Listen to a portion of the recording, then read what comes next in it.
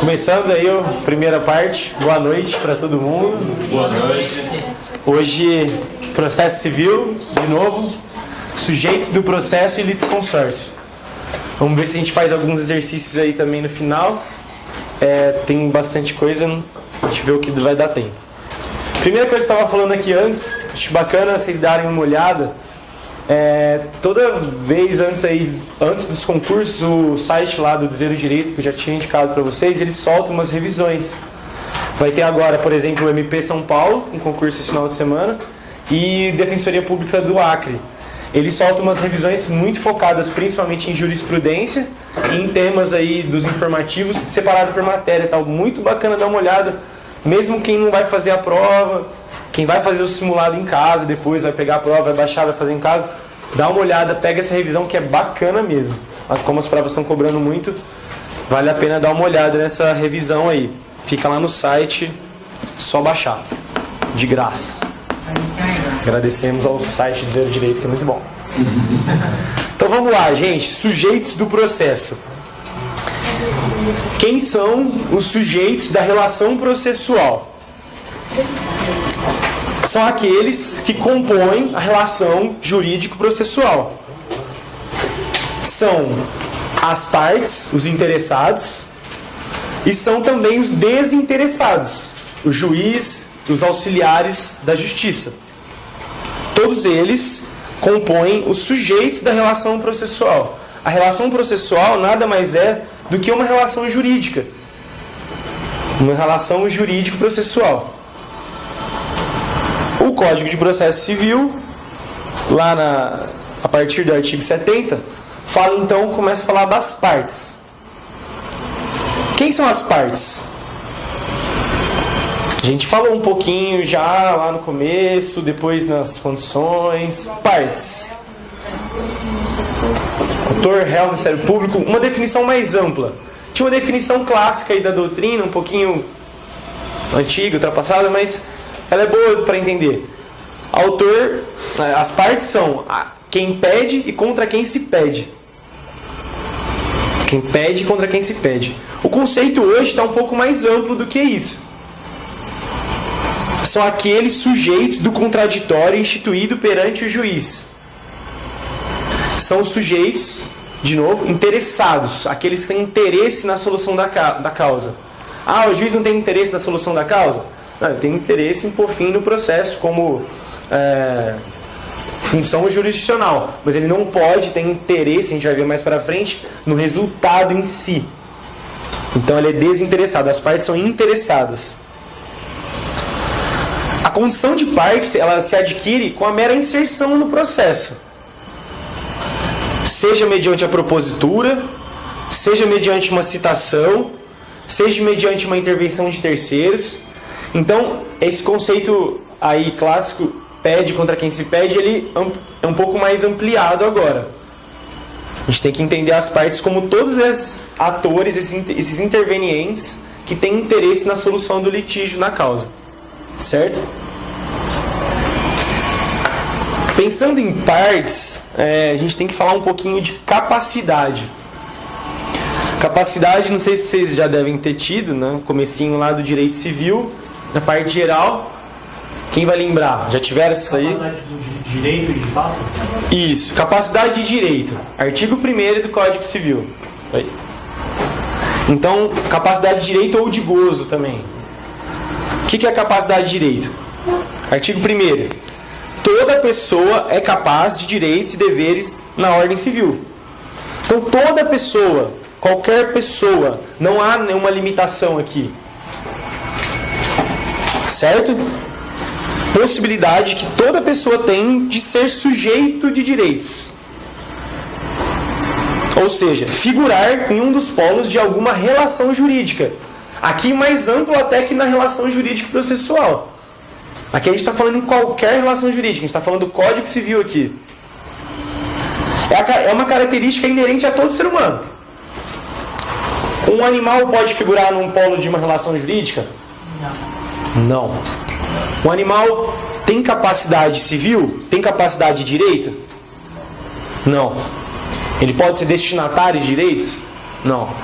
Qualquer ser humano, independente da idade, independente do discernimento, independente da situação em que ele se encontra, tem essa capacidade, certo? Artigo 1º. Essa capacidade, ela coincide, ao menos em parte aqui, com um conceito do processo civil, que é a capacidade de ser parte. Capacidade de ser parte. O que é isso?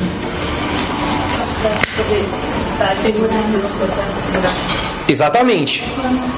É a aptidão para figurar como parte na relação jurídico agora processual. Ela vai poder figurar em um dos polos ou vai poder ser tida aí como uma parte no processo, dentro daquele conceito mais amplo. Pode ser autor, pode ser réu, pode ser interveniente, certo? Então, essa primeira capacidade do direito civil, a capacidade de direito ou de gozo, ela tem uma coincidência com a capacidade de ser parte. Toda pessoa brasileira, estrangeira, capaz ou incapaz, tem capacidade de ser parte. Criança, idoso, necessidade especial ou não, toda pessoa tem capacidade de ser parte, assim como toda pessoa tem capacidade de direito, certo? Mas não são só esses que têm capacidade de ser parte. Tem também alguns entes despersonalizados que não têm capacidade no direito civil, mas que podem figurar num dos polos da ação. Vocês lembram algum?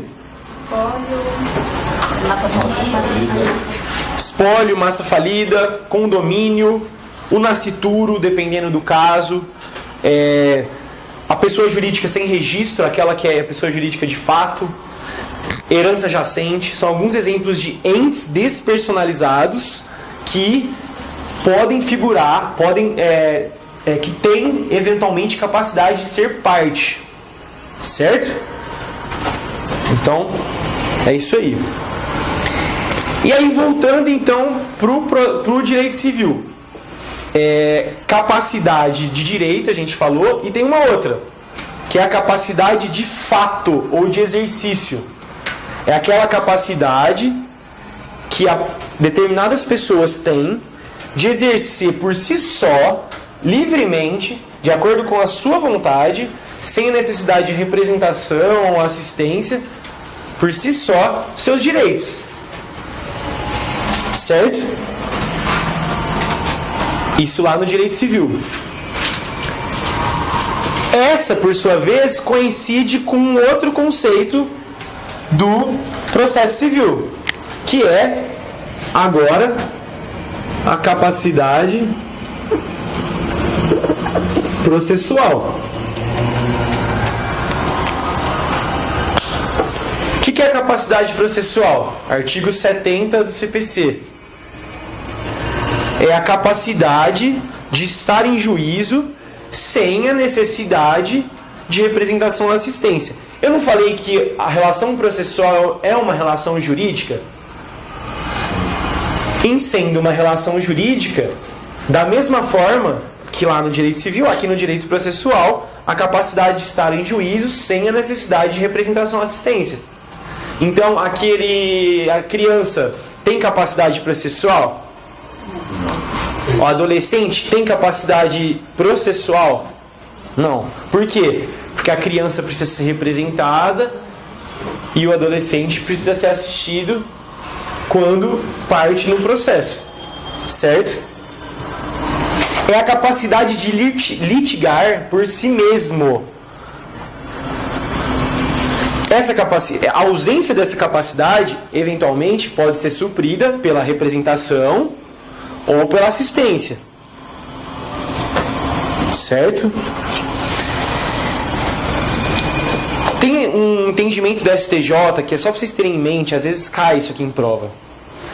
Ele admite que alguns entes desprovidos de personalidade jurídica também estejam na relação jurídica processual como partes. Que tenham capacidade processual.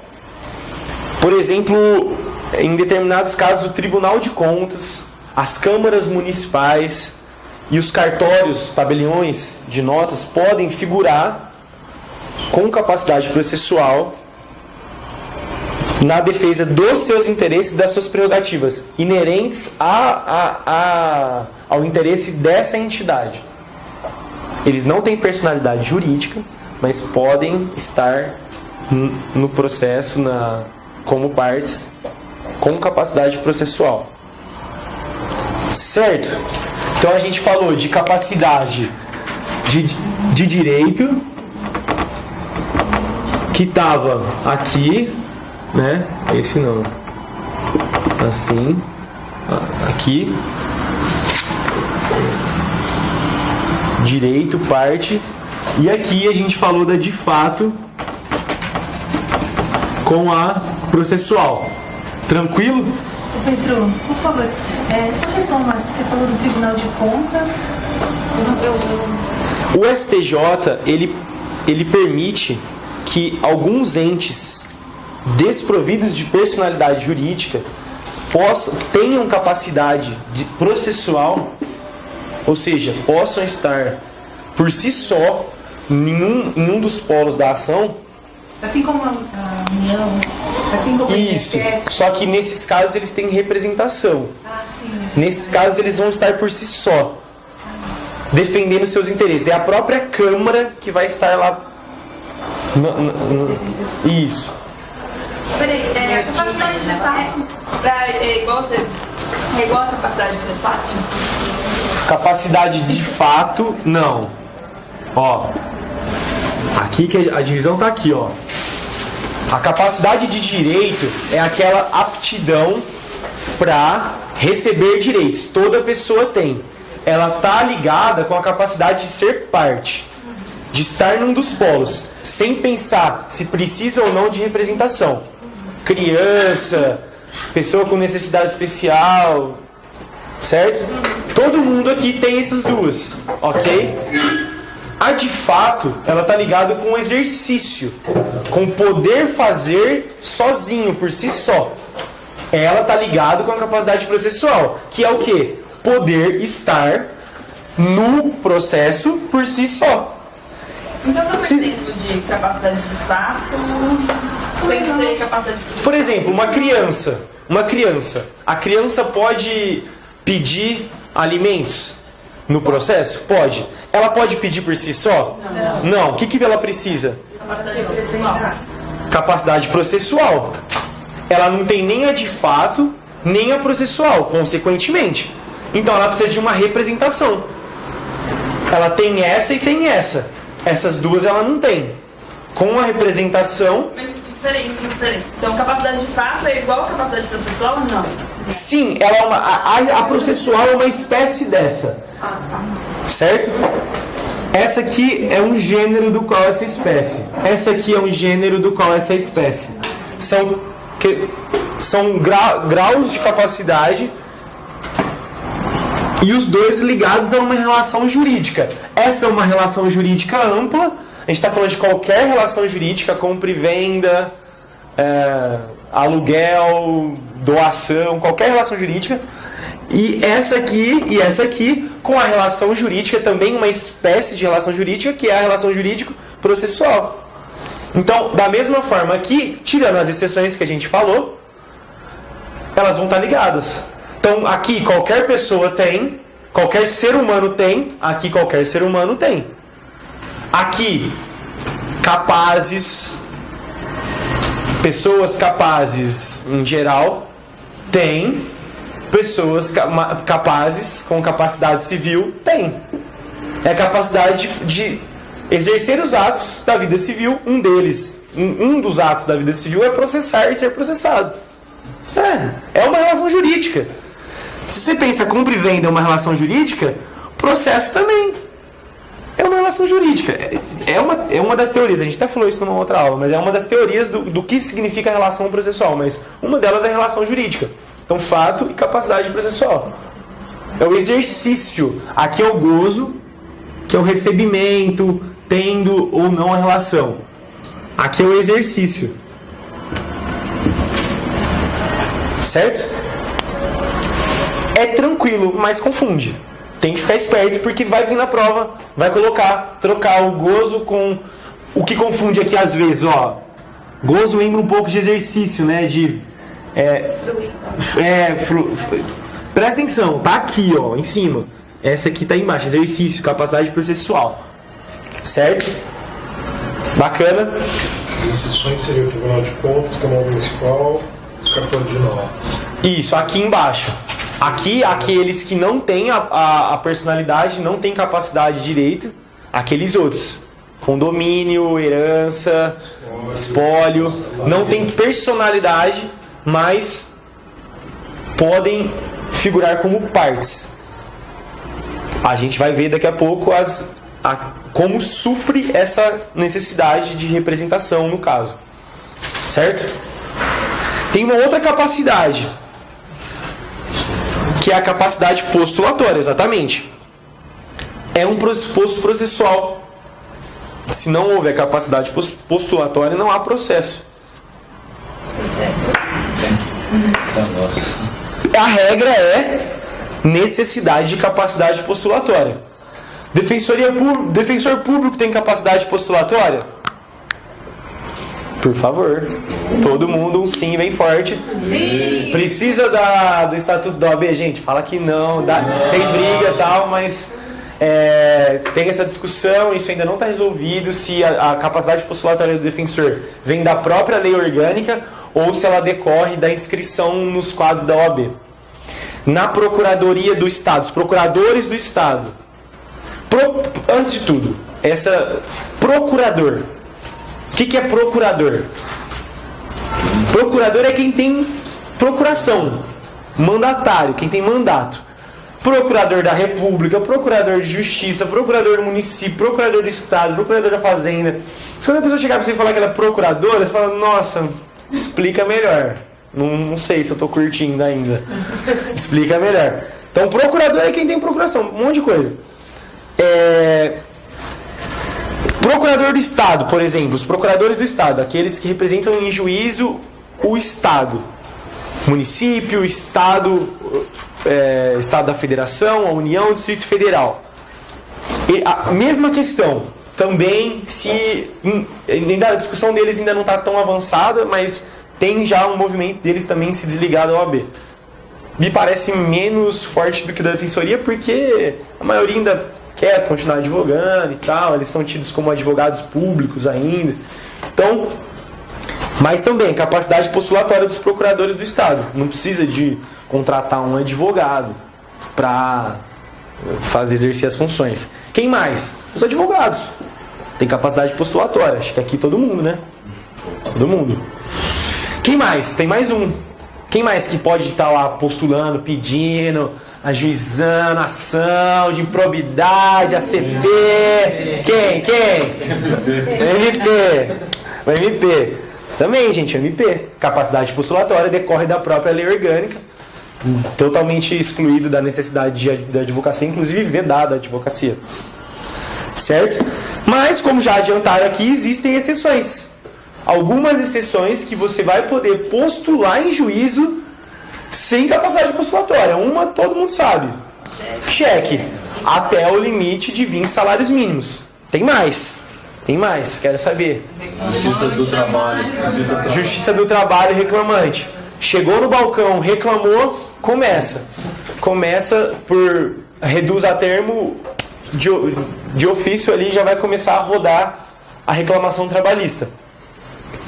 Tem mais. HC. Administrativo. HC e alimentos. Tem em processo administrativo? Pode responder? Sim. Boa. Eu acho que não, mas boa pergunta. Eu acho que é necessária, não é? Não, alguns não. Não? Em processo administrativo? Não? Pode sozinho? É obrigatória ou contraditório, mas não. Mas não necessariamente a capacidade postulatória. Boa. É claro que, assim, na prática, geralmente a primeira coisa que ela faz é chamar o advogado para não tomar claro. Chumbo quente. Boa, então falaram aqui também em alguns atos de processos administrativos, ou em todos, não sei, mas acho que É isso aí. Tem mais também, por exemplo, alguns atos processuais que não precisam. No mandado de segurança, as autoridades coatoras prestam informações sem a necessidade de a representação por capacidade, alguém com capacidade postulatória.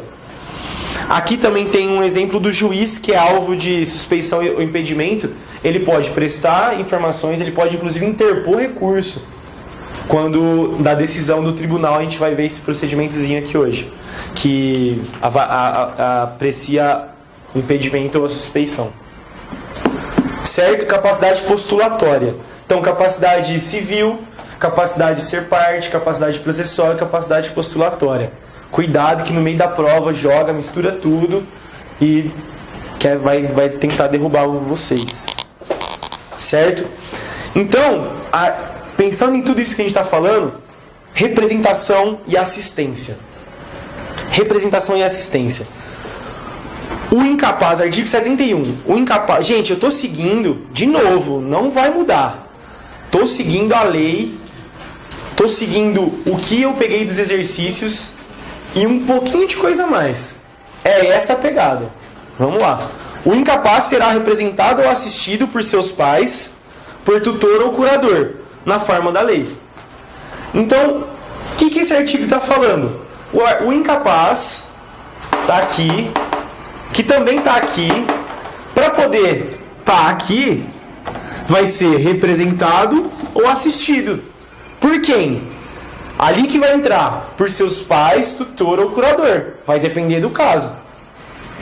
A diferença de tutor ou curador está lá no Código Civil. Vocês vão ver isso, se não viram. É isso, gente. Tendo isso aqui, esse aqui passa a ter também aquele ali, ó. Certo? É o caso clássico que a gente fala toda vez da criança que pede os alimentos. Ela é representada pela sua mãe. Muita gente erra lá na petição inicial, coloca a mãe como parte com ela. A criança é representada pela mãe. Certo? Relembrando, não tem a ver isso aqui com substituição nem com sucessão. A gente teve essa aula aqui. Não tem a ver com substituição nem com sucessão. Tem a ver com representação processual. O representante não é parte. O representante não é parte no processo.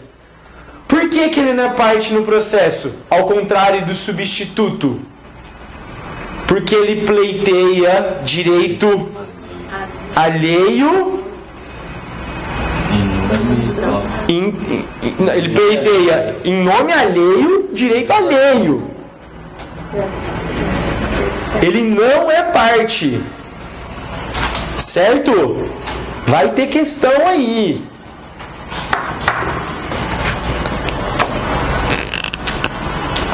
Pessoas jurídicas de direito público, a gente falou, elas podem ser partes nos processos?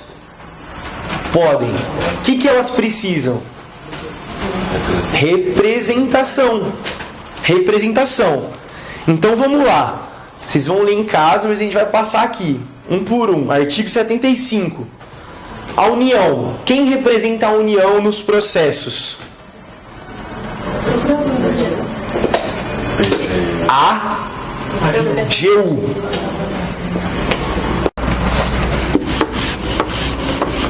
Quem é a AGU hoje, gente? Vocês sabem se é homem ou mulher? Quem é? É uma mulher. Eu também esqueci o nome. É nova. Ela era do CNJ ou do CNMP.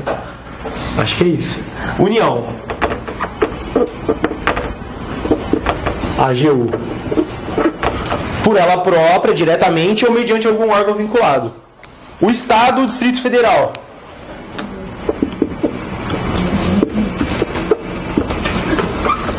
Procuradores do Estado.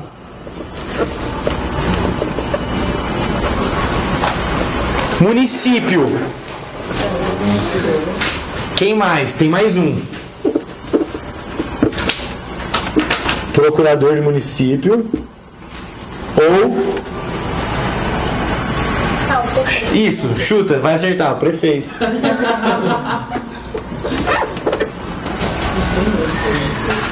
As autarquias e as fundações de direito público.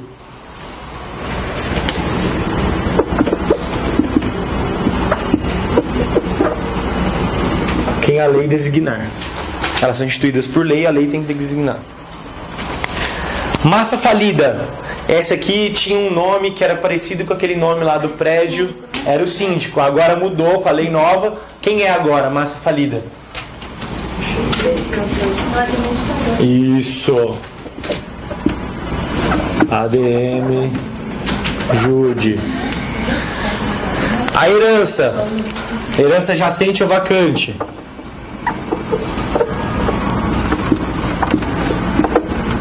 Curador.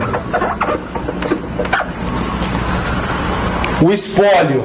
É isso que vocês têm que saber. Inventariante. Inventariante. O que significa isso aqui, gente? Não, o que significa? O que é isso aqui? Quando essa pessoa for falar num processo, quem vai estar lá fazendo por ele? Quem vai estar lá atuando por ele? Quem vai comparecer na audiência? Quem vai despachar com o juiz? São essas pessoas aqui. Por quê? Porque essas pessoas aqui não existem no mundo fático. Né? Não tem como elas comparecerem por si só. Elas precisam de uma representação. São pessoas jurídicas de direito público. E a pessoa, no caso aqui, a pessoa jurídica, não mais agora uma de direito público. Pessoa jurídica, uma PJ aí comum, a empresa, a firma. E se não tiver, quem os atos constitutivos designarem, tá lá no contrato social, por exemplo. E se não tiver, não havendo essa designação, os diretores. Então é essas coisinhas que caem. PJ é os atos constitutivos ou diretores.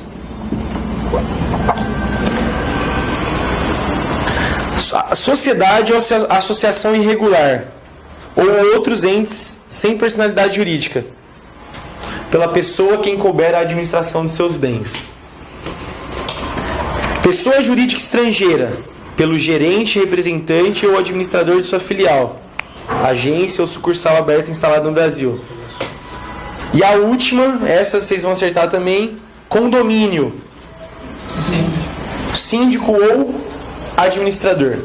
Eles que podem representar em juízo condomínio. Certo? Artigo 75, tá lá.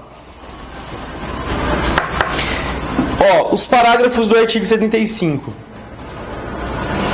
São questões processuais ligadas à representação dessas pessoas que são importantes na prática, mas são importantes também porque pode vir questão para nós. Então, quando o inventariante for dativo, os sucessores do falecido serão intimados no processo no qual o espólio seja parte. Então, inventariante dativo. Teve que nomear o inventariante dativo. Não tinha ninguém para ser inventariante daquele espólio. Ninguém capaz, por exemplo, que tem sucessores. Os sucessores vão ser intimados. Certo? Em todos os atos. Parágrafo 2º. Sociedade ou associação sem personalidade jurídica não poderá opor a irregularidade de sua constituição quando demandada. Tranquilo também. Ela não tem personalidade jurídica, não tem atos constitutivos. Ela mesma não vai poder alegar isso em juízo a seu favor. O gerente de filial ou agência presume-se autorizado pela pessoa jurídica para receber citação. Gente, para receber citação, você tem que ter poderes expressos. Por exemplo, seu advogado, mesmo que tenha procuração para atuar por você em uma causa, em um determinado processo, se ele não tiver um poder expresso, assim como, por exemplo, poderes para transigir, poderes para ajuizar a ação penal privada, são poderes que têm que constar expressamente, eles não podem estar naquela procuração genérica. O da citação é uma delas, a não ser que a própria lei determine, como aqui no caso.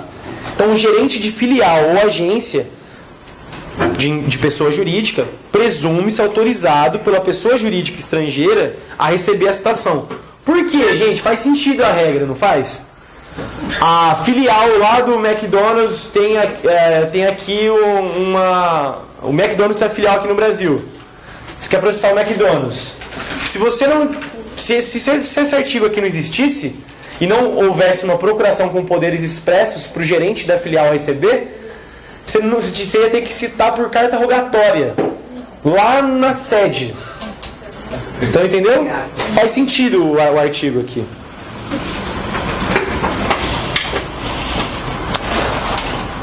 É isso, gente. Pessoas jurídicas de direito público e seus representantes no processo.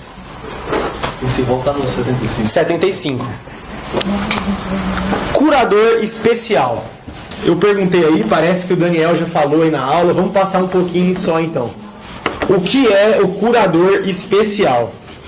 Perguntinha clássica de defensoria, porque vocês vão ver por quê. Porque é a defensoria que é o curador especial.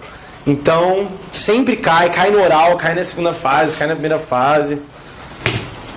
O curador especial é parte? Não. O curador especial é um representante processual. Ele tem por função defender os interesses da parte pela qual essa pessoa, esse curador especial atua no processo. Ele exerce ali um munus público, uma função pública. Ele vai defender uma situação, uma pessoa, uma posição processual específica e muito delicada que a lei determinou. 3 casos aqui que tem que vir alguém defender, porque é um caso muito complicado. Não dá para ficar sozinho ali.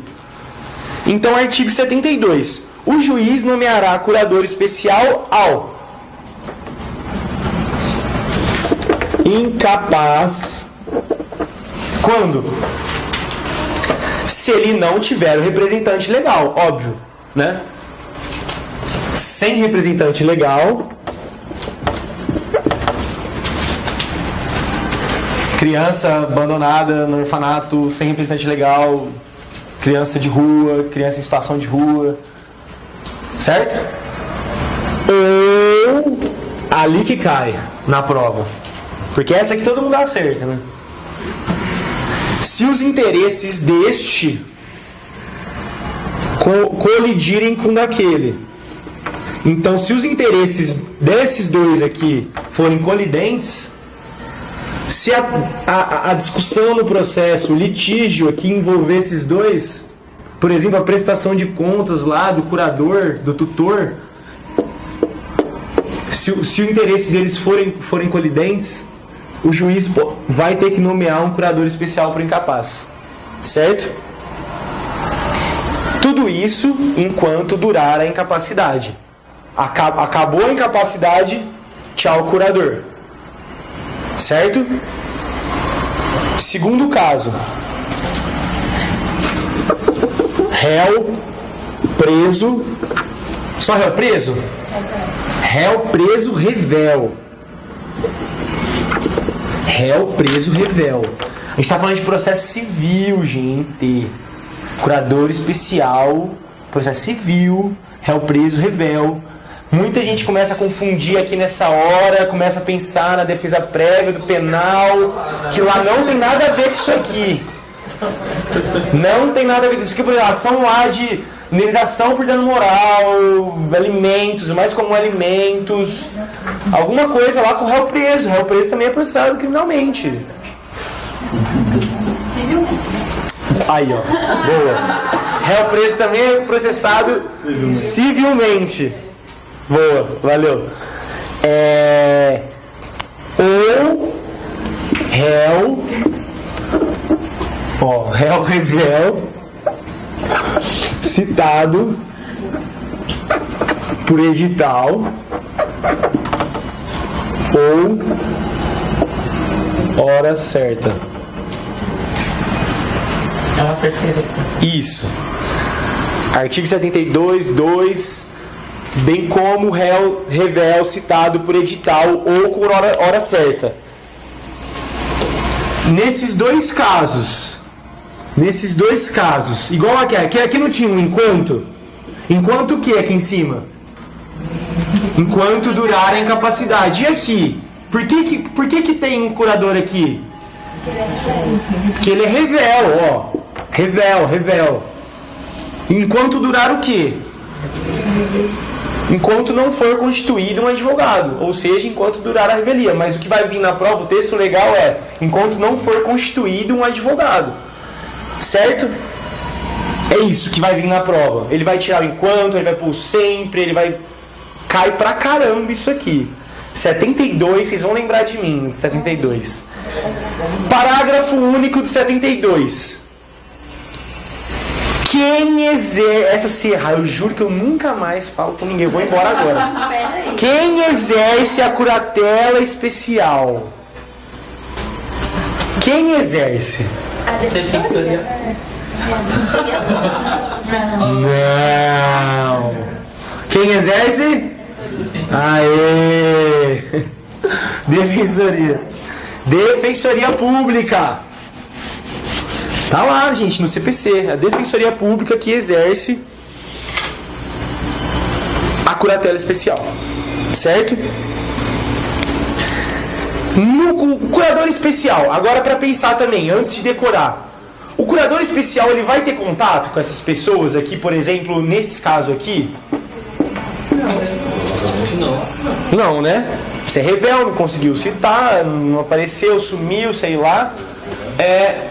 Então, aqueles efeitos da revelia, presunção da veracidade, vocês acham que vai ser aplicado aqui ou não? Não. Na hipótese de curador especial, afastam-se os efeitos da revelia, o efeito da presunção da verdade, né? Ele está autorizado, o curador especial, a formular a defesa genérica. Gente, vocês já pegaram esses processos? É genérico. É óbvio que é genérico. Ai, como é mal feito. Não, é porque não tem como.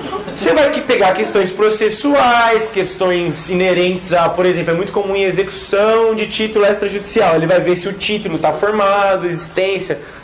É isso. A citação. Tá? Isso que eu falei agora da defesa genérica é o 341, parágrafo único. Não lhe é atribuído o ônus da impugnação específica. Ele não tem que rebater. Isso que é defesa genérica. Ele não tem que ir ponto a ponto da inicial rebatendo. Ele faz defesa por negativa geral. 341, parágrafo único. E se o réu aparecer? Tchau. Curador especial, tchau. Acabou. Mesmo que ele não tenha condições de constituir Quem não tem condição de constituir advogado? Tem curador especial ou tem defensor público? Na qualidade de representante, de pessoa com capacidade postulatória para atender um assistido. É diferente. É isso que a gente não pode confundir. O mesmo caso lá do criminal. A pessoa não tem capacidade, não tem condição de... Aqui ela pode não ter condição, não sei. Ela só simples, ela pode ser a pessoa mais rica do mundo aqui. Se não aparecer, se estiver preso e for revel, vai ter que o Ike Batista tá lá preso, Sérgio Cabral tá preso. Revel, se estiver preso, revel, vai ter defensor público atuando por ele. É diferente do defensor que atua pela pessoa porque a pessoa entrou nos critérios de necessidade econômica e tal. Capacidade econômica. Esse aparecer que você está falando é só no caso do revel citado no edital, né? Porque o preso tá aparecido, né? Sim, ó, claro. Apareceu aqui. Aí cessa quando compareceu, apareceu. Aqui constituiu advogado, entrou nos autos, deixou de ser revel. Apareceu. Aqui. Compareceu, cessa a curadoria especial. Ela tem um sentido de existir. Aqui. Cessou esse sentido, o curador sai, gente. A necessidade especial que fundamenta isso aqui É muito peculiar, são 3 casinhos aqui. Não tendo isso, vai embora. Beleza? Caso do incapaz, vamos imaginar que tem um representante já. Você falou que os interesses entre o representante e o incapaz estarão colidindo. Certo. Na prática, provavelmente alguém de fora está informando que alguma coisa está errada aí nessa relação. Certo. Ou o próprio caso em si levou a isso. Por exemplo, que eu dei o exemplo numa prestação de contas em que tem litígio do tutor. O tutor tem que prestar contas. A minha dúvida é assim, se uma pessoa entraria nessa relação falando, olha, a pessoa que administra, então eu quero administrar. Ainda assim, entraria o curador especial ou o juiz transferiria essa interpretação? Não sei se eu estou sendo muito claro. Se ele vai nomear um outro curador, Isso. ele pode desconstituir esse curador, nomear o outro curador, e aí já não vai precisar mais dessa... Porque ele vai deixar de ser. Acho que a gente tem que pensar numa hipótese em que continua sendo e o juiz percebe, por exemplo, que ali há um conflito. Aí ele nomeia que o representante, que há um conflito, esse representante continua sendo representante, o curador continua sendo curador, não curador especial, curador lá do direito civil, continua sendo curador, e ele percebe que tem necessidade de um curador especial, porque a causa é delicada, tem um certo conflito ali. Entendeu? Eu consigo enxergar muito bem na prestação de contas aí do curador, não do curador especial, do curador do direito civil. Curador, figura do curador tem que prestar contas. Vai prestar contas, o juiz viu ali alguma coisa, chama a defensoria, vem cá. Vem cá, que eu tô. Vem aqui ajudar o moleque aqui que eu tô vendo aqui alguma coisa, não posso agir tanto de ofício, tal, tô aqui parado, eu preciso de alguém pra... É pra proteger o incapaz, gente. Proteger a relação. É isso que vocês têm que pensar. Beleza? A atuação do curador especial não sana, não resolve o defeito na citação. Se houver algum defeito, inclusive, é a maioria das vezes o que se alega. Na maioria das vezes o que se alega.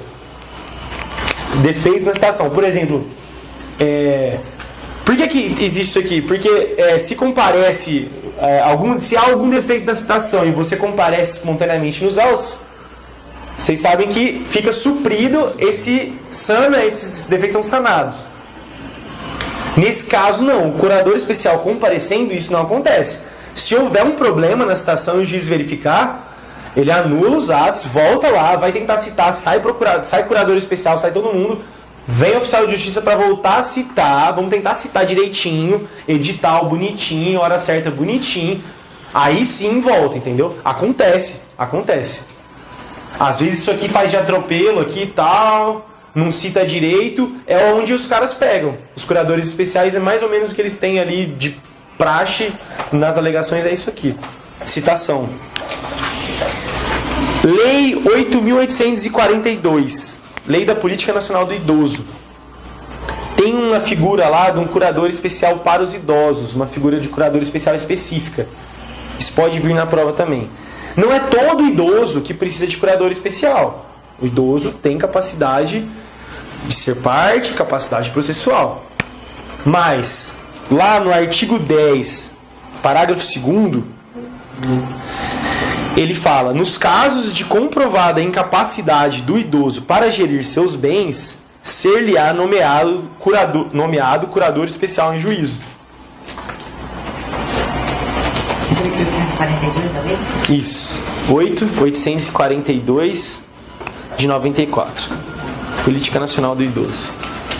Certo? Aqueles casos que o idoso está com Alzheimer, nesses casos? Não. Esse caso vai entrar no caso do Código Civil. Esse caso aqui... Sem interditar. Isso vai entrar lá no Código Civil, nas incapacidades relativas e absolutas. Isso é o padrão. Esse caso aqui, ó, olha bem o que ele fala. Incapacidade para gerir seus bens. Ah, sei lá se entra na figura do pródigo, não sei. É uma figura mais ampla, mais protetiva, muito mais do que... Ele não está falando aqui A pessoa que tiver Uma doença específica. que é incapaz relativo ou que é absolutamente incapaz, tem um curador ou tem um representante ou um assistente. Não, é mais amplo. Você viu? O idoso, a lei percebeu que o idoso, muitas vezes, pela situação de vulnerabilidade que se encontra, pode não ter condições de gerir seus bens, apesar de ter capacidade, estar na plenitude das suas faculdades mentais e tal. Por proteção, por zelo, pode ser nomeado um curador especial a ele. É uma previsão específica, ele não está falando de incapacidade absoluta ou relativa. É uma coisa mais ampla, bem mais ampla. Você vê que fala em incapacidade para gerir bens. Não precisa ser decretada. Tranquilo até aqui? Consentimento do cônjuge.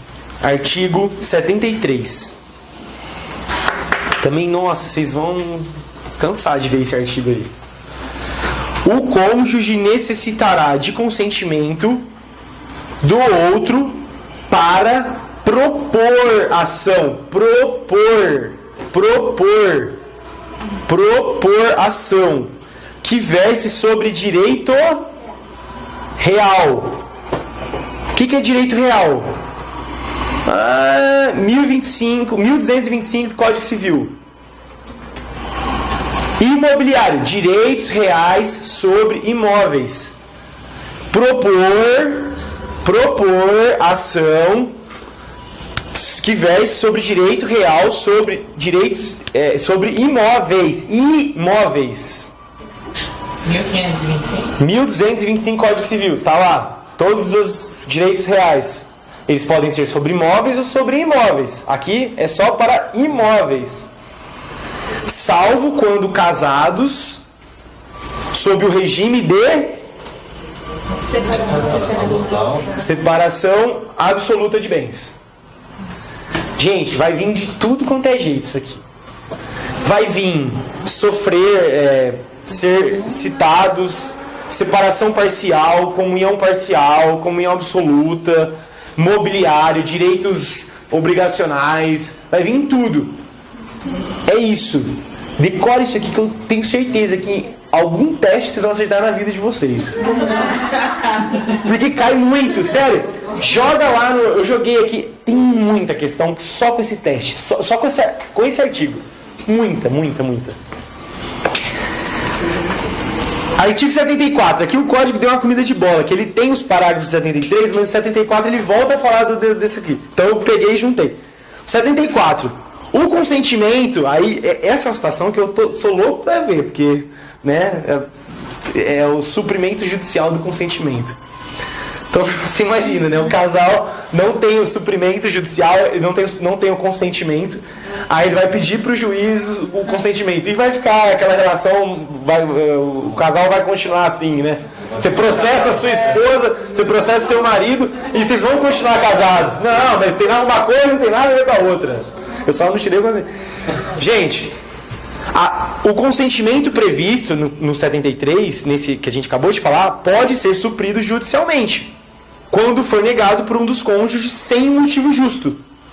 Ou, aí já é uma coisa mais possível, quando lhe seja impossível concedê-lo. Alguma situação fática que impeça a pessoa de consentir. Certo? Existe essa possibilidade do suprimento judicial do consentimento.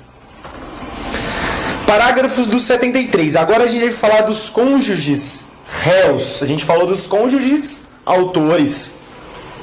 Autor. Agora a gente fala dos cônjuges réus. Ambos os cônjuges serão necessariamente citados para a ação que verse sobre direito real imobiliário. Mesma coisa, gente. Essa aí não tem como errar. Tá nos dois casos. Salvo quando no regime de separação absoluta de bens. Tranquilo. Resultante de fato que diga respeito a ambos ou ato praticado por eles. Certo? Fundado em dívida contraída por ambos ou a bem da família. Todos os dois. Então, assim, os dois vão ter que ser citados. Citados. Já viu aqueles processos que tem que citar o marido e a mulher, se demora, isso aqui é complicado. Não acha. Citação é um ato solene, formal, às vezes não acha um acha o outro, as pessoas se escondem. Que tenha por. Eles moram na mesma casa. Sim, também. Chega lá o oficial de justiça e fala, não, só tô eu. Tá viajando. Que tenha o objeto reconhecimento, constituição ou extinção de ônus sobre imóvel de um ou de ambos os cônjuges. Constituição de ônus sobre imóveis. Você vai dar o seu imóvel em garantia num contrato bancário. E essa constituição desse ônus está sendo objeto de um processo que está sofrendo uma execução, por exemplo. Ambos os cônjuges vão ter que ser citados. Esse certo? Não é isso. Não tem exceto aqui. Parágrafo 2º. Nas ações possessórias, a participação do cônjuge, do autor ou do réu somente é indispensável nos casos de composse ou de ato por ambos praticados. Composse, os dois exercem a posse em conjunto. Só nesses casos, para autor e réu, certo? Que é preciso da participação dos dois. Senão, ambos, em separados, sozinhos, podem exercer as defesas da posse. Ajuizar, por exemplo, uma reintegração de posse. Não precisa estar junto. Direitos reais lá precisa estar. Autor e réu. Aqui, posse, não.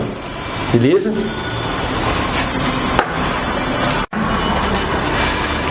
Certo? Tudo certo? Consequências. Artigo 76. Mas e aí? A gente falou de representação, de assistência e tal. Está correndo o processo, o juiz verifica a incapacidade processual ou a irregularidade de uma representação. É comum, gente. Às vezes o advogado vai lá e revoga o mandato, notifica, prova que notificou, fica 10 dias responsável e o autor está nem sabendo. Está lá o processo sem advogado. O que o juiz tem que fazer? Isso aqui é novidade. Tenho certeza. Estava falando disso esses dias porque estava com um caso desse aqui no trabalho. A disciplina disso aqui está mais bem detalhada, está melhor agora no CPC novo. Antes não tinha isso. Esse artigo 76. Então, primeira coisa, juiz percebeu. O que ele faz? Temática do CPC. O que você faz quando você descobre alguma coisa no CPC novo que dá para corrigir? Tal. Suspende e vamos fazer o quê? Vamos corrigir o vício. Essa é a ideia do CPC novo. Sempre que tiver alguma situação e tiver essa alternativa, vocês podem, se não souber, tal, vai nela, porque a ideia tá sanar os vícios. Sanar os vícios. Então a ideia 76 é sanar o vício. Então o juiz mandou, determinou a suspensão do processo para sanar o vício, mas a parte não cumpriu a determinação. Tem duas disciplinas aqui. Agora, aí, por isso que dividiu, porque realmente tem uma diferença prática. Se for no parágrafo 1º, na instância originária.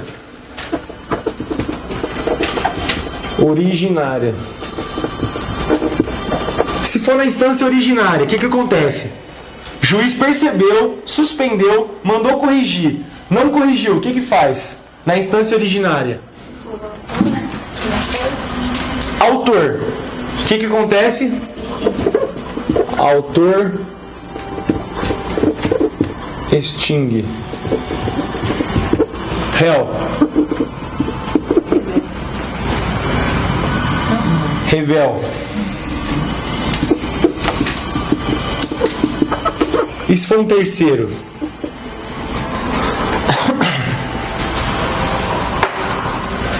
Pode ser revel ou ele pode ser excluído.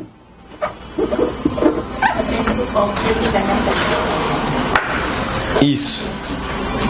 Exatamente, é a letra da lei. E se for no tribunal, seja Tribunal de Justiça, Regional Federal, Superior, no tribunal. Tribunal a gente vai falar dos recorrentes, né? Não é instância originária, pode ser tribunal originário, mas não é, que é nos tribunais em sede de recurso. Recorrente. O que acontece? Não conhece.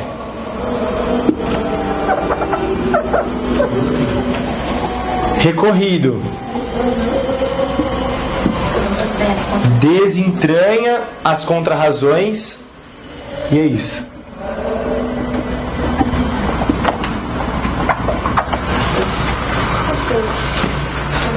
É mais simples do que parece, gente. É isso aqui. É isso aqui. Autor, extingue. E tem lógica, né? Tem lógica aqui. Réu, revel. Terceiro, depende da posição que ele tá. Vai ser, se for terceiro na posição passiva, vai ser revel. Se for terceiro na posição ativa, vai ser excluído. Tribunal. Se for recorrente, não vai conhecer do recurso. Aqui é muito comum, eu vejo bastante isso lá no tribunal. Bastante. Aqui também. O cara interpõe e vaza. Aqui, né? Interpõe e some. O advogado às vezes achou que cobrou só até a sentença. Ele interpõe recurso, notifica e tchau. Ô professor, e mesmo se tiver contestação do feito, vai ser considerado revel? O juiz considera a contestação? Sim. Sim. Por quê? Porque além acho que deve estar pensando nos efeitos. Quem lê a contestação? Então, Não, os efeitos da revelia tem a presunção fática e tem também a ausência de intimação. Então, ele vai ler a contestação, ele vai avaliar o caso. Acontece que vai ser revel, ele não vai ser mais intimado para os atos processuais seguintes. É isso. Mas considera a contestação? Considera, não, vai considerar tudo. Mesmo se não tiver contestação, não quer dizer que o autor vai ser vencedor e tal. Pedir para desempenhar a contestação? Não acho que é o caso. Não acho que é o caso. Aqui tem essa ideia por ser um ato de... Bom, seria a mesma coisa, né? Mas aqui é mais resposta do recurso, né? Uma coisa bem menos fundamental do que uma contestação. Enfim. Podia também não ter aqui, né? Consequência da lei, é isso. Tem que estar na cabeça de vocês, é isso aqui que vai aparecer, isso é novidade. Tinha uma disciplina tudo bagunçada, mais ou menos o código mudou.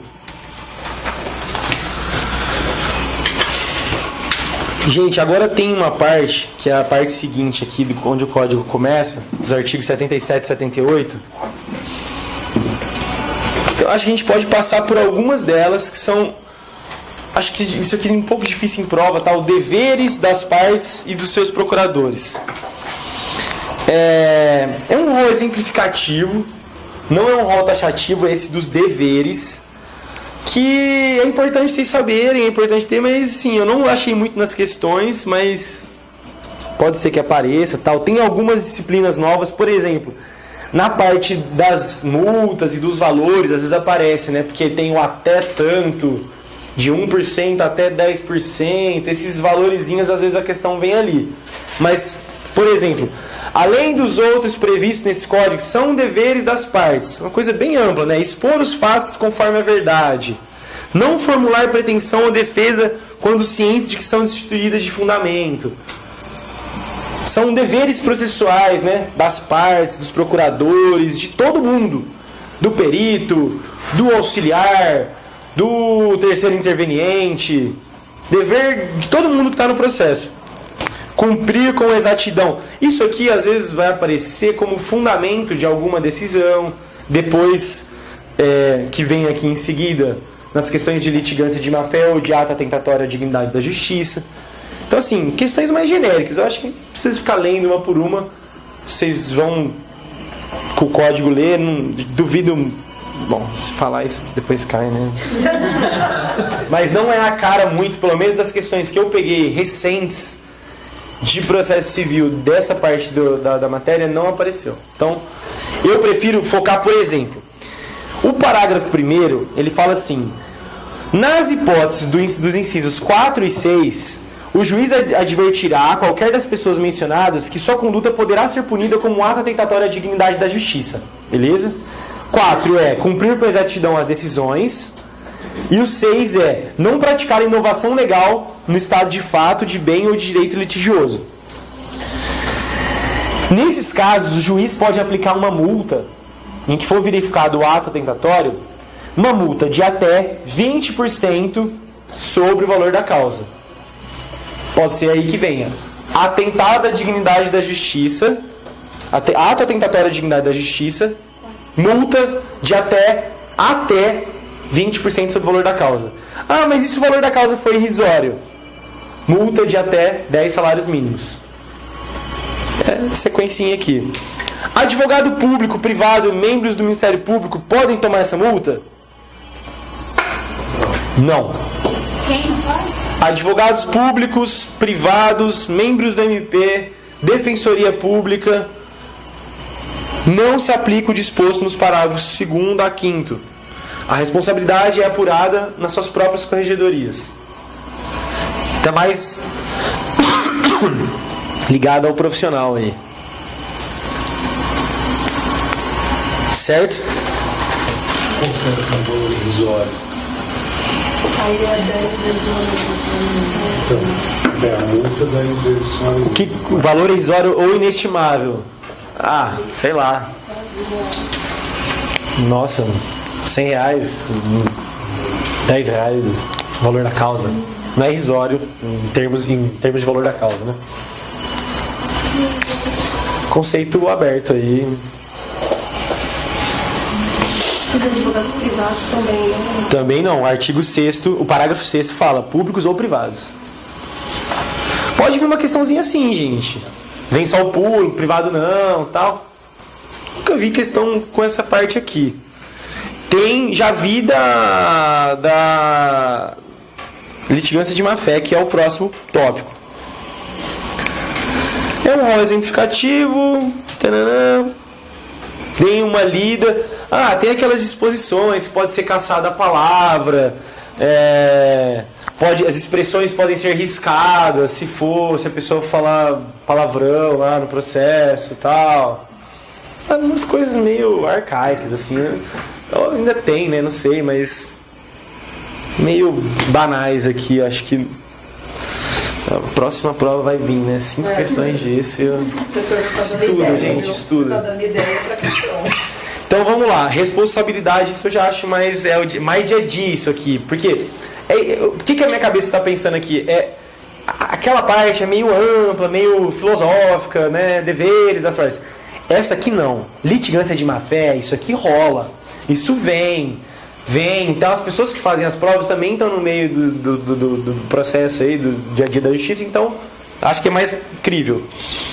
Responsabilidade das partes por dano processual. Artigo 79 e 81. Responde por perdas de danos aquele que litigar de má-fé, como autor, réu ou interveniente. Qualquer um, gente. Partes, todo mundo. Quem que é? Agora, a gente está falando de um rol taxativo. Quem que pode ser litigante de má-fé? Aquele que... São 7. Deduzir pretensão ou defesa contra texto expresso de lei, alterar a verdade dos fatos, essa é a mais comum, usar do processo para conseguir o objetivo ilegal, opuser resistência injustificada ao andamento do processo, proceder de modo temerário em qualquer incidente ou ato do processo, meio amplo, mas já vi também, provocar incidente manifestamente infundado, isso rola também, já vi. Interpuser recurso com intuito manifestamente protelatório. Tem várias dessas multinhas no CPC. Tem nos embargos de declaração, nos embargos à execução, acho que no cumprimento de sentença. Tem várias dessas multinhas. Essas multinhas aparecem em prova. Porque são hipóteses taxativas e ele vai perguntar o que é o tipo e qual é a sanção. Mais ou menos isso. Então vamos lá. Esses 7 incisos aqui do 80 são os tipos. Então qual é a sanção? Artigo 81.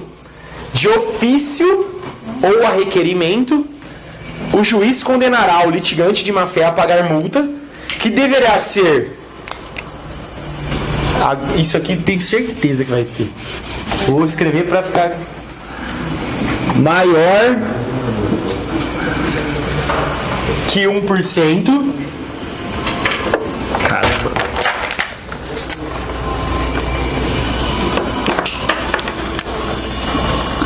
Maior que 1% e menor que 10%.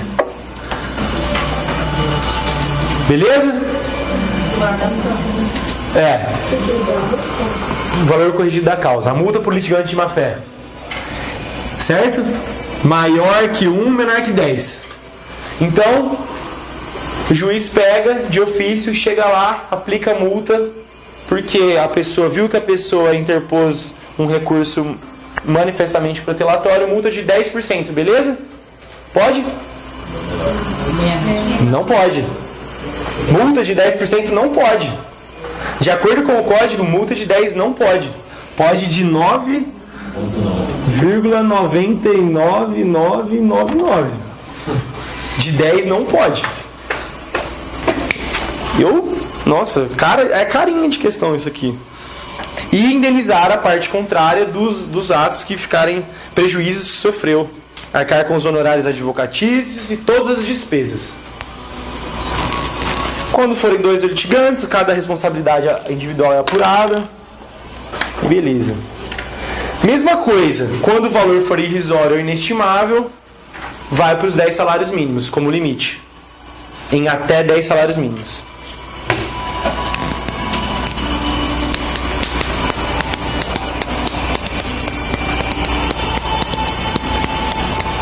Beleza, gente? Litigância de má-fé, eu acho que é isso aí. Horário aqui.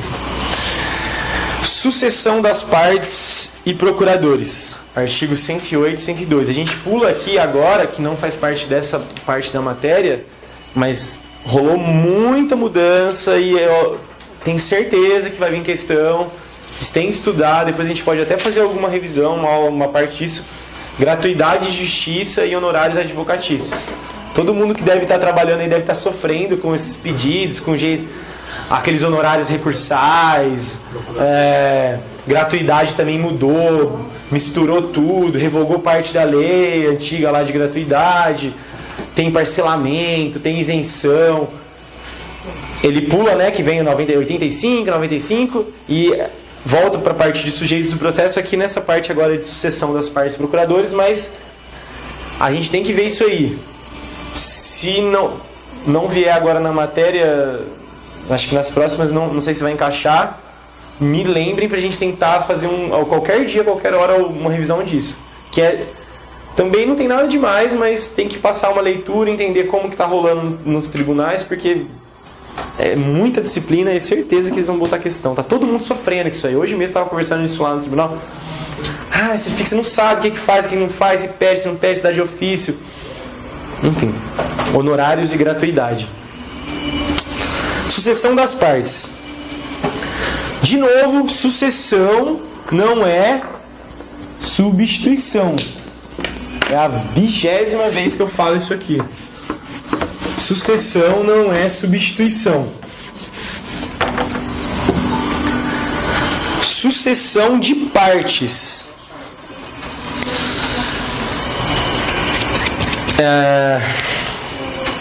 Quando que pode acontecer a sucessão das partes?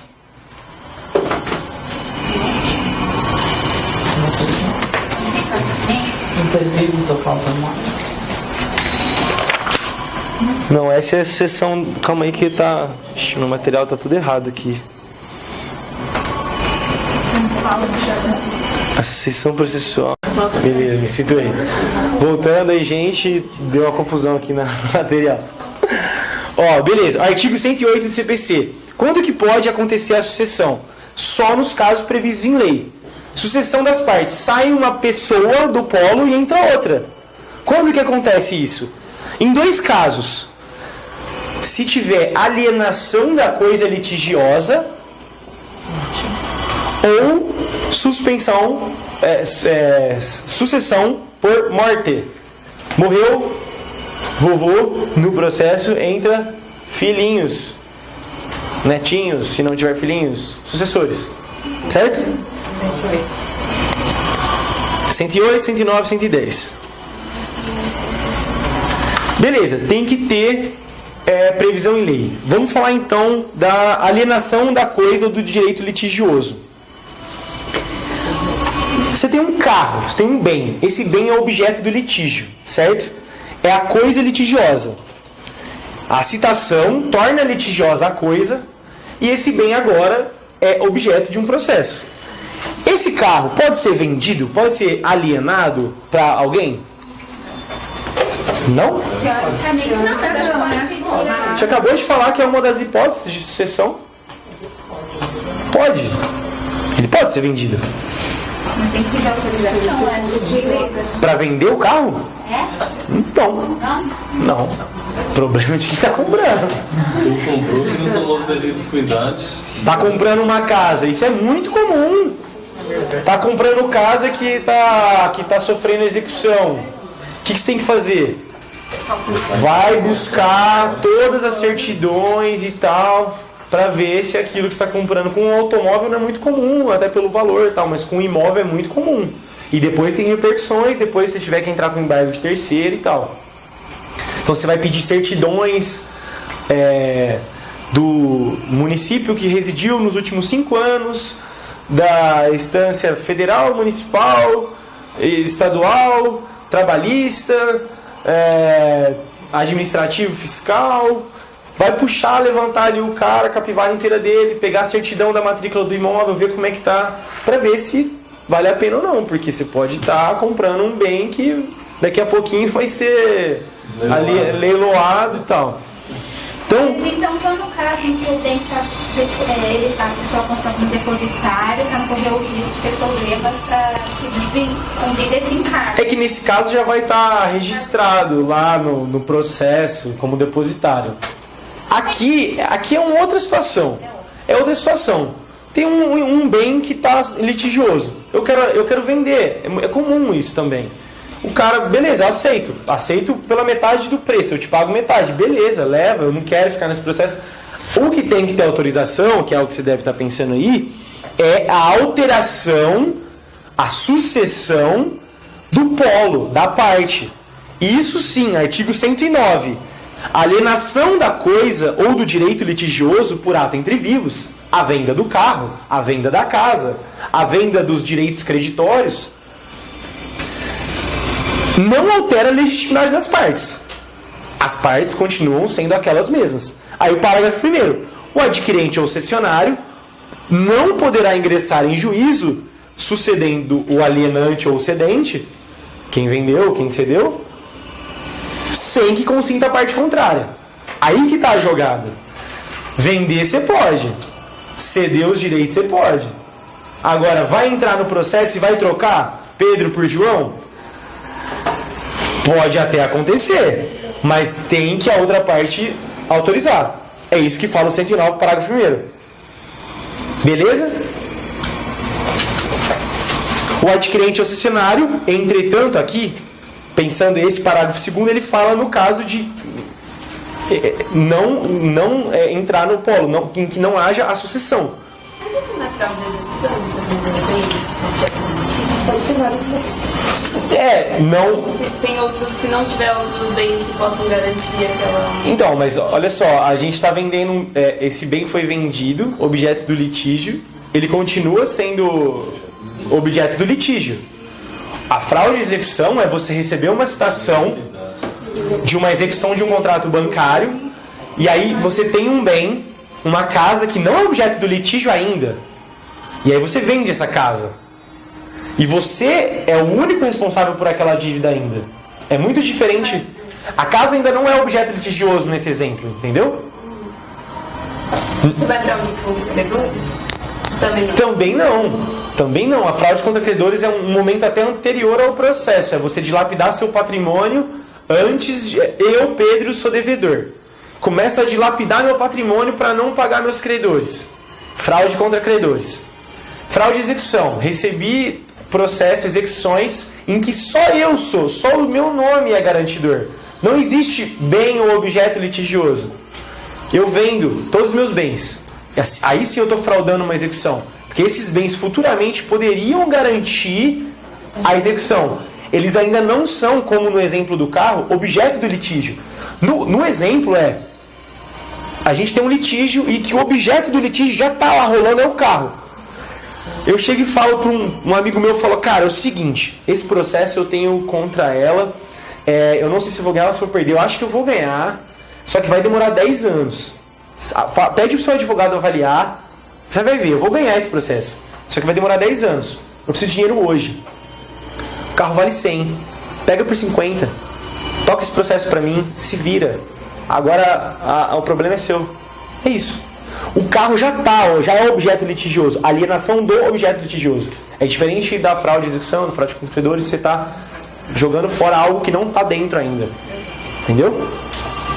O adquirente ou cessionário, essa pessoa aí, ela pode intervir no processo como assistente litisconsorcial do alienante. Certo?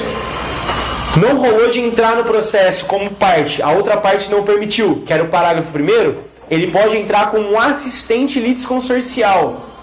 Assistente litisconsorcial. Essa figura que vocês têm que gravar, assistente litisconsorcial. Qualquer fase do processo? Não tem uma limitação aqui. Estendem-se os efeitos, talvez se aplicando o regimento lá, as disposições das intervenções de terceiro, mas a limitação aqui não tem. Estendem-se os efeitos da sentença proferida entre as partes originárias ao adquirente e ao cessionário. Certo? É uma hipótese de sucessão de partes por alienação do bem litigioso. Tranquilo? A sucessão por morte, que é o outro caso, gente, ela é automática. Morreu, tem sucessores, eles entram no polo sucedendo os direitos ou deveres, nos limites dos direitos e deveres do autor da herança, do de cujus. É tranquilo, essa é automática. Beleza? Sucessão dos procuradores, foi o que a gente falou em alguns exemplos aí. Sucessão dos procuradores. A parte que revogar o mandato outorgado a seu advogado constituirá no mesmo ato outro que assuma o patrocínio da causa. Então, revogou, constituiu no mesmo ato, certo? Ah, e se não fizer? E se ele não constituir? O que aplica? O que aplica? A gente acabou de ver, estava aqui, ó. Depende, aplica o artigo 76. Aqueles 4 casos lá. Autor, parágrafo 1º. Não sendo constituído novo procurador no prazo de 15 dias, observar-se-á o disposto no artigo 76. Instância originária, autor, réu, tribunal, autor, réu. Recorrente, recorrido. Beleza? Agora o outro caso, o advogado que renuncia o mandato, o que ele tem que fazer? Só um instantinho, professor, o texto da lei, ele fala que é no mesmo ato, mas o juiz ele tem que intimar, mesmo no plano expresso, intimar antes das consequências do 66? Então, a obrigação é no mesmo ato. A obrigação é no mesmo ato. O código deu um prazo de 15 dias para o juiz intimando. Viu que ela não fez no mesmo ato? Tem que dar 15 dias. Porque ela é o 76. Viu que tem algum problema, não fez o que tinha que fazer, o juiz percebeu, suspende 15 dias. Sanar o vício. Aí, tal. Imagina. O que o advogado tem que fazer quando ele renuncia ao mandato? Mandado, Jane. Isso aí não pode errar também. Mandato. O que ele tem que fazer? Ele pode renunciar? Primeiro, ele pode? Pode, né? Beleza, tranquilo, pode, a qualquer tempo. O que ele tem que fazer? Ele tem que comunicar, ele tem que provar que ele comunicou o cliente. Como você não acha o cliente? Manda, então. Já aconteceu comigo. Pois é. Complicado. Aí fica lá o juiz mandando. Eu já vi um caso desse também. Eu fico lá naquele Mas processo que eu não se quero ela tiver uma R no endereço da procuração, ela fez a parte Manda uma carta com a R no endereço que você tem. É o endereço que eu tenho, todo contato que eu tenho. Não pode fazer mais nada. Por quantos dias você continua responsável? 10 dias. Esse cliente precisa concordar com esse menino? Não. Direito potestativo do advogado. Não tem que concordar nem nada. Da mesma forma, isso está lá na parte de procuração do Código Civil. Isso cai também, gente, de mandato. A parte de mandato do Código Civil. Do mesmo jeito que você constitui, você desconstitui.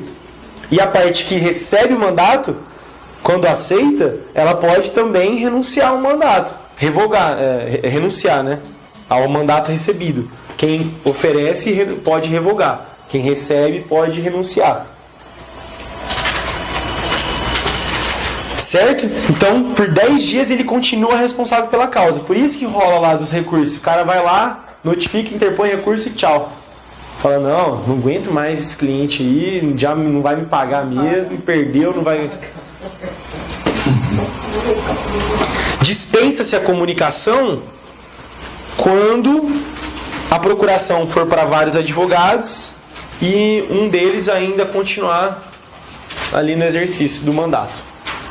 Beleza? Do juiz. O próximo sujeito processual.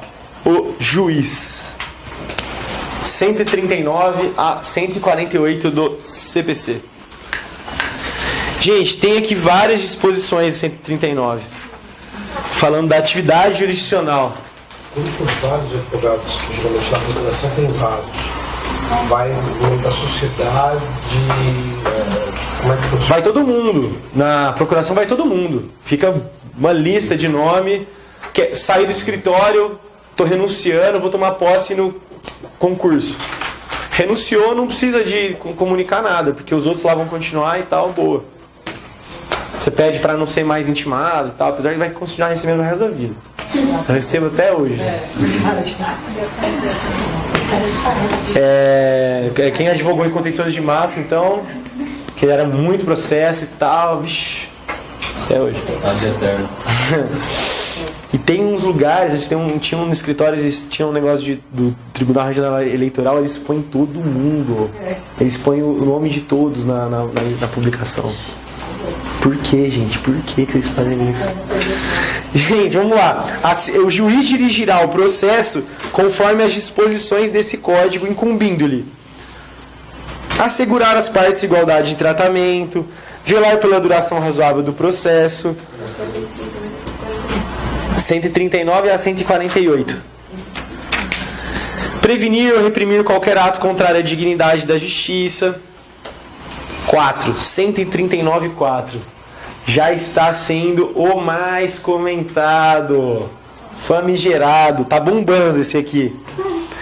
Determinar. Olha só, gente. Aí que começa o alcance da norma. O problema do alcance da norma.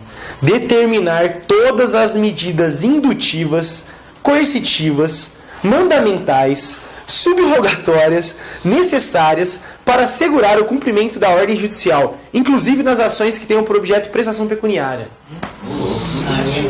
Quase um Batman. Meu amigo. Tá batendo na porta de muita gente isso aqui. Sabe o que eles estão usando isso aqui? Para tirar CNH, passaporte, cartão de crédito de quem tá devendo pro banco. Não, alimentos põe na cadeia. CNH, passaporte e mandando ofício para banco bloquear cartão de crédito. Eu não estou mentindo. Gente, olha, cada um, eu não acho isso, eu acho isso assim perigosíssimo. Eu acho que a tutela do crédito, os devedores não podem se furtar eternamente dos seus deveres, das suas obrigações, mas, gente, o Mercador de Veneza, vocês já assistiram? Vai pagar com um fio de couro nas costas a próxima. Professor, mas de ofício ele pode fazer isso? De ofício, requerimento. E eu fiz, meu mestrado é sobre ativismo judicial. ativismo judicial? E eu falei um pouco, ainda antes aqui do CPC novo e tal. Isso aqui ainda vai dar muito o que falar. Mas beleza, vocês sabem que tem, e pra prova é só pra você saber que tem, mas... Outro que tá rolando muito aí, novidade... Dilatar, o 6. Dilatar os prazos processuais, alterar a ordem de produção de meios de prova, adequando as necessidades do conflito, de modo a conferir maior efetividade à tutela de direitos. Bacana! Isso não existia. O juiz pega, dá um prazo maior para contestar, ele inverte uma ordem, ele manda produzir a prova de um modo diferente, visando o quê? Uma melhor tutela de direitos. Bacana. Isso é legal. 10. Também tá marcadinho aqui. Quando se deparar com diversas demandas individuais repetitivas, tem um monte de coisa sobre isso no código também. Essas demandas em massa, demandas repetitivas, IRDR, incidente. Ele oficia ao MP, à defensoria e, na medida do possível, outros legitimados, para, se for o caso, promoverem ações coletivas. Legal, bacana isso aqui. Vamos tirar as demandas atomizadas, né, e formar demandas molecularizadas, né, nas palavras lá do Kazuo Watanabe. Vamos tutelar os direitos de uma forma mais ampla, mais igual, eficiente, mais especializada, vai abarrotar menos a justiça, vai pensar a coisa macro, não resolver probleminha individual enquanto tem um monte de gente aí sofrendo também. Isso é bacana. Chamar os outros atores para participar, defensoria, MP, legal. Até o advogado para ter mais honorários, né? Defensoria MP não vai ser o caso. Rolou uma discussão disso, a OAB é meio resistente um pouco, porque os advogados sobrevivem das demandas individuais. Eles acabam perdendo uma demanda coletiva. Mas a gente tem que pensar macro, né, gente? Tem espaço para todo mundo trabalhar, o advogado vai ter o espaço dele, os honorários vão continuar vindo. Vai trabalhar melhor se não tiver 1000 casos. Exatamente. Vai ter mais, o juiz vai dar mais honorários para ele, se ele vai ter cumprimento de sentença depois. Mas aí que tá, a gente tem que pensar a norma com um bom uso dela. Até aqui, essa crítica que eu estava fazendo ao inciso 4, pensar a norma no mau uso é um equívoco, né? Porque mau uso da norma sempre vai existir. E a gente tem que pensar no bom uso e criar meios para reprimir o mau uso. Meios de pesos e contrapesos e freios para que esses maus usos sejam reprimidos. Existe. Para isso aqui, para esse inciso 4 agora, está usando HC. A gente está recebendo lá no tribunal, na parte de direito privado, HC. HC, o cara tem a CNH apreendida porque está devendo cartão de crédito. Aí tá vindo HC preventivo, HC... habeas corpus. O HC na área civil. O HC na área civil. Porque a HC ele vai tutelar o direito de ir e vir.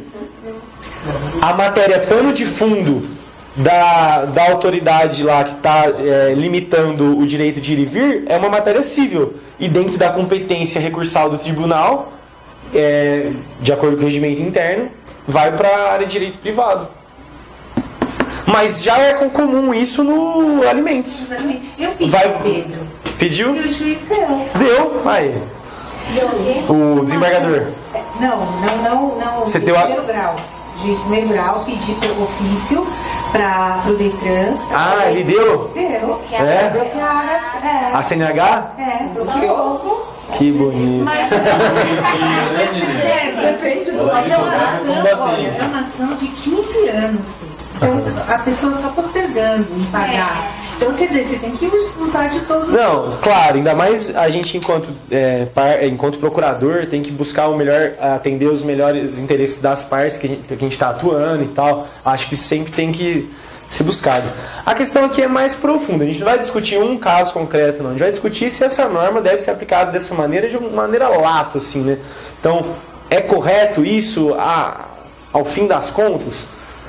Você mesmo pensando num processo de 15 anos e tal, você tirar você negar. Que vinculação jurídica, relação tem a ver a não ser uma punição, uma punição sem vinculação com o ato? Porque uma coisa é dívida civil lá do contrato bancário, da dívida da confissão de dívida. Outra coisa é o meu direito de andar. Eu entendo que cada Já vai caso, voltar para prisão civil. Cada caso é um caso. Mas você percebe que correu para fazer acordo? Então, é o que está se usando hoje como contra-argumento aqui, acho que nem é nosso tema, mas como contra-argumento, é o que está se usando hoje no direito penal, prendendo as pessoas, abusando da temporária e da preventiva para que as pessoas façam delação premiada, para que as pessoas confessem. Então, assim, a gente está invertendo, usando de um certo maquiavelismo processual para... Aí, claro que vai fazer acordo. Vai. Mas isso ao fim das contas, para a sociedade. Para o seu caso, bacana. Para o seu cliente lá, bacana. Perfeito. Resolveu. E você está certo. Você buscou os instrumentos que você tem. Eu não estou criticando. Pensando na sociedade. Até que ponto isso aqui vai ser bom? Vai bater? Até que limites? Que limites isso tem? Que limites essa norma tem? Quais freios e contrapesos a gente tem aqui? Existe, a gente tem coisa aqui para se fazer. Mas jogando assim, fazendo aqui o papel de advogado diabo aí para pensar, só. Pensar nisso. Acho que é muita interferência do Estado na vida das pessoas. Né? Bem forte. Bem forte. Bem forte. E essas interferências têm que ter justificativas também bem fortes, né? Direitos e garantias muito sensíveis, por exemplo, no caso que a gente estava falando aqui de alimentos. Tanto que a história da sociedade do direito começou a reprimir, a tirar do ordenamento jurídico a cada vez mais a prisão civil, ela sumiu e ficou só de alimentos, porque é muito sensível. Mas deixa isso para um outro. Então, gente, do juiz. O juiz, o 461 já tinha essa regra aí no CPC de 73, mas foi ampliada essa ideia, né? Vamos lá. A dilação de prazos, ela trata dos prazos processuais e não dos prazos materiais. Por exemplo, não pode mexer em prescrição e decadência. E também não afasta a preclusão. Continua tendo preclusão. Todos os tipos de preclusão no decorrer dos prazos e dos atos.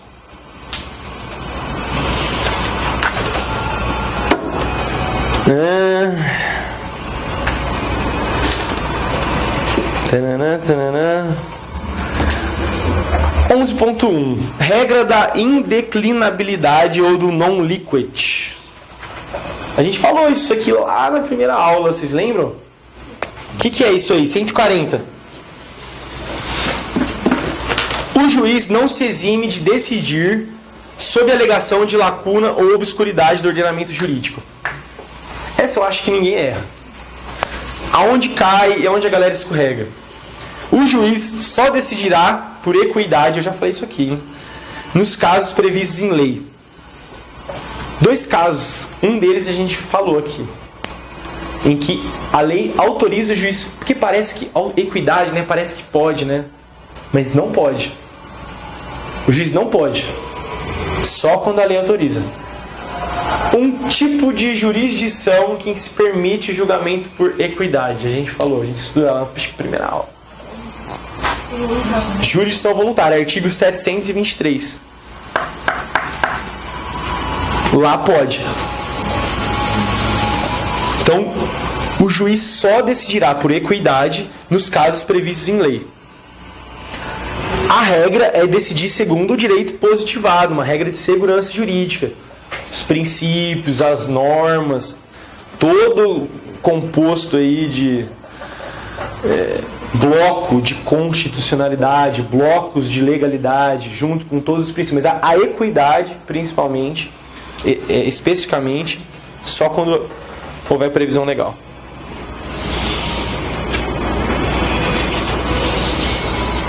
(11.2) Regra da congruência. Oi? Eu falei 2? É que não é um exemplo de jurisdição, mas na arbitragem. Na arbitragem é autorizado, mas aí já é um outro mundo e tal. Em 7. 2.3. Regra da congruência, correlação ou adstrição. A gente falou disso aqui também. Tem a ver com os princípios da jurisdição. O juiz decidirá o mérito nos limites propostos pelas partes, sendo-lhe vedado conhecer de questões não suscitadas, a cujo respeito a lei exige a iniciativa das partes. Sob pena de julgamento de nulidade da sentença por ultra ou extra petita. Ultra é quando ele dá a mais. Extra é quando ele dá diferente do que foi pedido.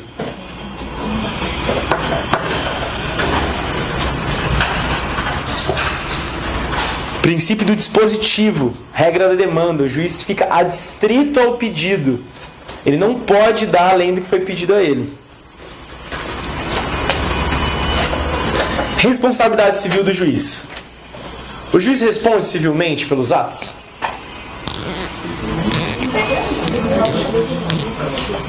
Artigo 143. E a responsabilidade do Estado está onde? Artigo 37, parágrafo 6º, Constituição Federal. Já leram a Constituição Federal? Perguntei isso para dizer. Tem que ler a Constituição. Né? É a mesma coisa? Responsabilidade do juiz, pessoa e do Estado? Não. Aqui no CPC a gente está falando da pessoa dele. Ele, sujeito, pessoa. Para que ele seja responsável, exige-se dolo ou fraude. Não pode ser culpa. O juiz, errou lá, sem querer, tal. Não acontece, gente, não acontece. Acontece, todos são seres humanos. Errou. Ele não responde. Culpa, não. Tem que provar o dolo ou a fraude. Certo? Ainda que haja culpa, ele não responde. No caso, quando a culpa, professor, aí quem responde é o Estado? Se houver... É uma outra disciplina. É legal responder assim, né? Aqui pergunta pro professor de Direito Administrativo. Não, brincadeira. A responsabilidade do Estado por omissão ou por ação, culpa ou dolo, vai depender muito do caso concreto. Você vai ter que provar se houve uma conduta omissiva depende da teoria aplicada. Direito administrativo. Essa aula aí vocês depois me contem. Na defensoria só cai na primeira fase. São Paulo. Não sei das outras. Agora essa aqui, o próximo ponto, não é que ele cai. Ele despenca, mas despenca. E não tem jeito, tem que decorar impedimento e suspeição. Deu uma melhorada. É chato, mas deu uma melhorada, porque ele desmisturou do Código 73 e igualou regras lá de segundo, terceiro grau, agora é tudo terceiro grau. Não, isso eu queria te perguntar, eu tenho uma grande dificuldade em civil, processo civil, essa parte das regras do terceiro, quarto grau. Por que eles não igualam tudo? Então, tinha segundo, tinha terceiro, agora impedimento e suspeição é tudo até terceiro grau. Colateral ou afim. Vamos pensar, antes de decorar. Impedimento. Causas de impedimento. Que hora que a gente faz intervalo? Agora? Então, daqui a pouco.